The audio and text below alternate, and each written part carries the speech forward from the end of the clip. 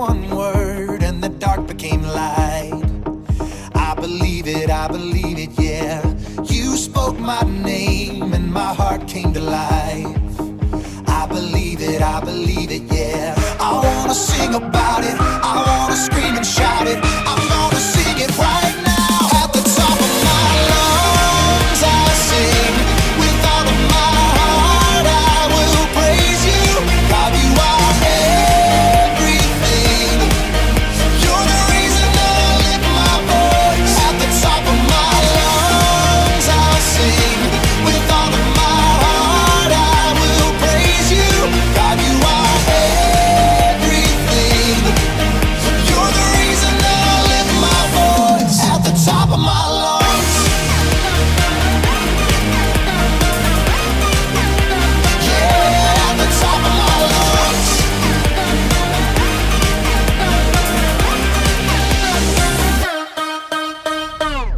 You're all I need every day of my life. I believe it, yeah. You're all I need, always here by my side. I believe it, yeah. I wanna sing about it, I wanna scream and shout it. I wanna sing it right now. At the top of my lungs I sing.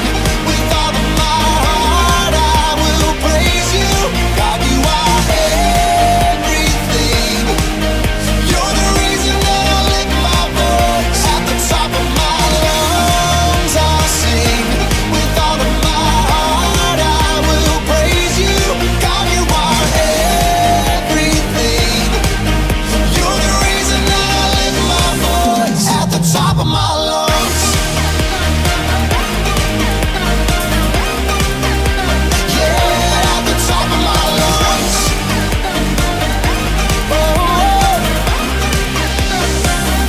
At the top of my lungs. I'm gonna scream it, oh, I'm gonna shout it. I'm gonna sing it out. At the top of my lungs. I'm gonna scream it, oh, I'm gonna shout it. I wanna sing it right now.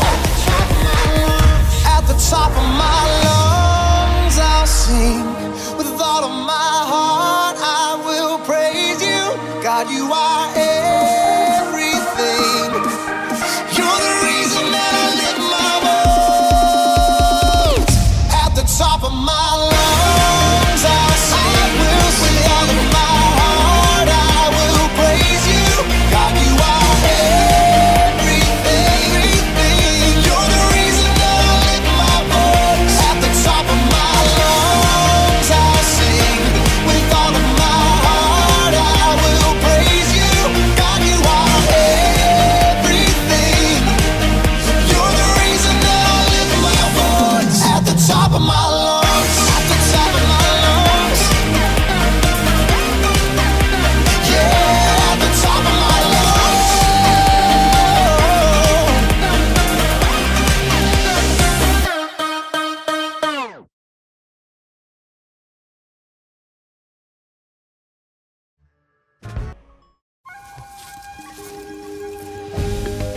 Hey, good day, adventurers. Welcome to Story Lab. This week, we're taking a look at the story of a man who went on a road trip but didn't keep a lookout for trouble.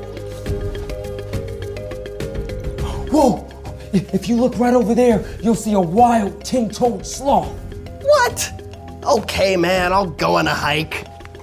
Ooh, touchy sloth.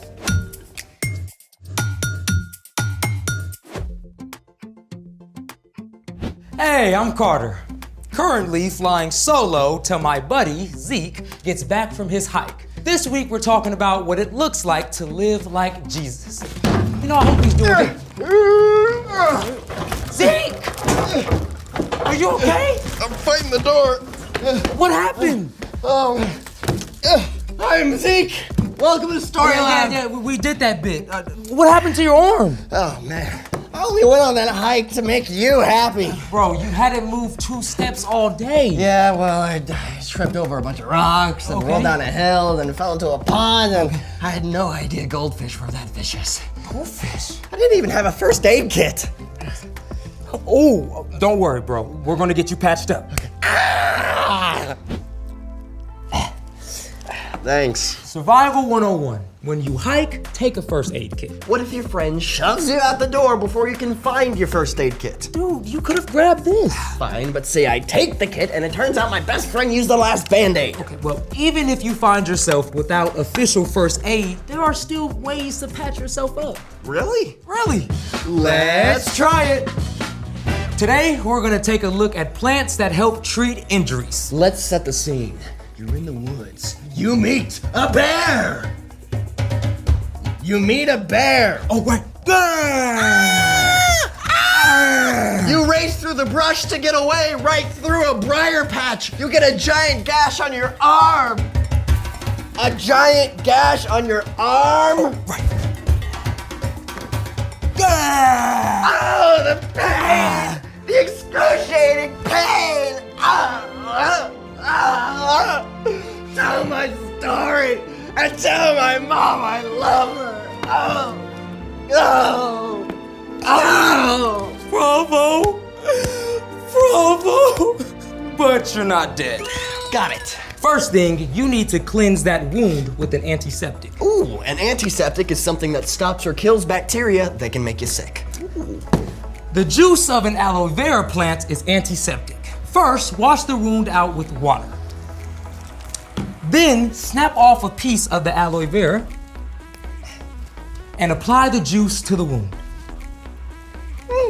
This stuff is awesome on burns too. My mom keeps an aloe plant in the kitchen. It even works on sunburn. But what if, say, my terrible wound still really hurts? Then you need an anesthetic. Oh. An anesthetic is something that makes you less sensitive to pain. Which brings us to one of my favorite plants. Cattails. Full disclosure, the Story Lab is not located in a swamp, therefore these are dried cattails. Fair. Yeah, well, cattails are known as the grocery store of the swamp. You lost me. Cattails are super useful. If you're hungry, the roots can be peeled and eaten. The pollen can be used like flour to make pancakes. And if something hurts, you can break off the bottom of a fresh cattail, like that, and you'll find an anesthetic gel inside. Oh, sweet relief. Nothing like fake relief for a fake wound.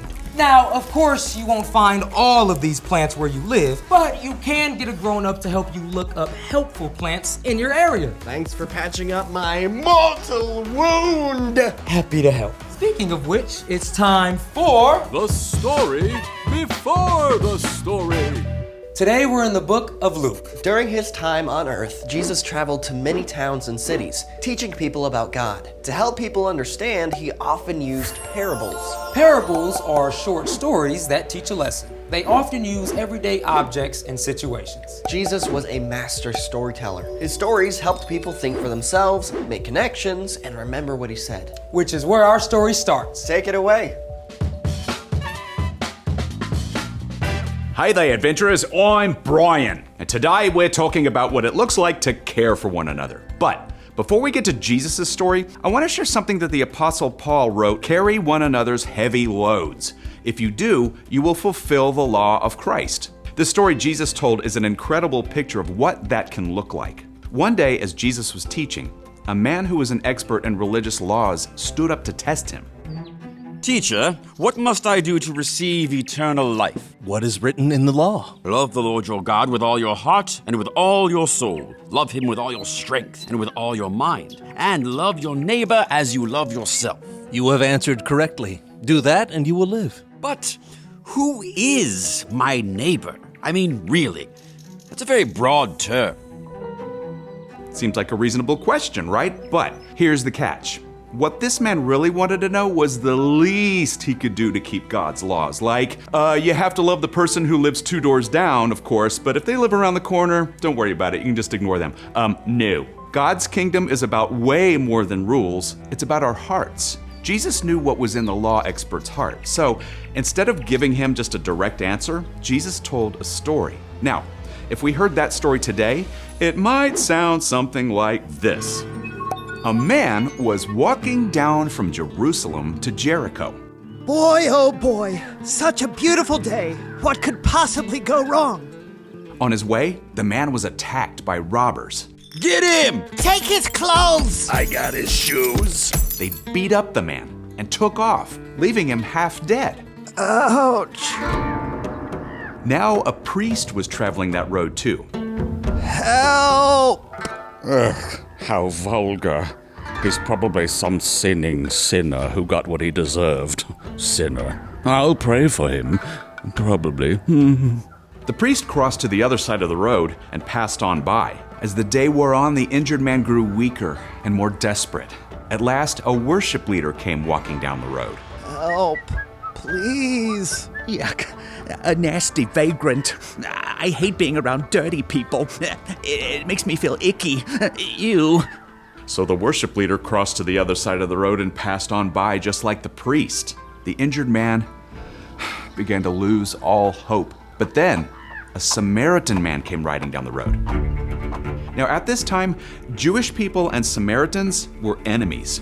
They worshiped God differently and avoided each other. In fact, most Jewish people would travel many miles out of their way to keep from even meeting a Samaritan. The injured man probably expected the worst when he saw a Samaritan. Oh no! But here's where Jesus flipped the script, because when the Samaritan saw the traveler, he felt sorry for him. The Samaritan man bandaged the traveler's wounds, treating them with oil and wine. Just hold on, bud. We're gonna get you fixed right up. The Samaritan man put the traveler on his donkey and took him to an inn. I need a room. The Samaritan cared for the injured man. Before leaving the next day, he gave some money to the innkeeper. Take care of him. When I return, I will pay you back for any extra expenses. When Jesus finished telling this story, he spoke directly to that law expert. Which of the three do you think was a neighbor to the man who was attacked by robbers? The one who felt sorry for him. Go and do as he did. Jesus' story made it clear. Our neighbors aren't just the people who live near us. A neighbor is anybody we meet who needs our help. And loving others like Jesus is what God designed us for. As Paul wrote, carry one another's heavy loads. If you do, you will fulfill the law of Christ. The end. A Samaritan stopping to help a Jewish person? That would have been like, A Red Sox fan and a Yankees fan getting along. Well, Jesus certainly made it clear that God's love is for everyone, not just the people in our particular group. So, what's our part in the story? Well, God wants us to live and love like Jesus. And one of the best ways we can do that is by caring for one another, for the people that God puts in our path every day. so you could care for a friend by listening when they're sad or mad. Or by inviting someone who's alone at lunch to sit with you. Yeah, those are great suggestions. And often, caring for others looks like doing more than you have to. So if mom tells you to clean up all the toys you left out, you could take care of your brother's toys as well as your own. Or you could volunteer to help your teacher move the desks before she asks. Jesus also reminded us that we can care for people who are different from us. Yeah, like giving a water bottle to someone on your rival soccer team. I say goal! I think you got it. See you next time. So here's the thing. Care for one another. Whether that's delivering snacks to a friend, emptying the dishwasher for your parents, Or helping a friend pack for his next hike.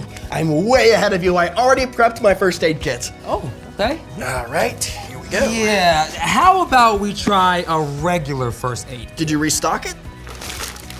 Yep. Thanks for joining us in the Story Lab. See you next time. You remember to pack the trail mix, right? Yeah, we're gonna need that. Oh, perfect. Yes, perfect. We're I gonna even need got the that. ones with chocolate. Plenty of bandages. And remember to avoid that goldfish pond. Oh, we'll be fine. They have an attention span of like 4 seconds. They're vicious, man.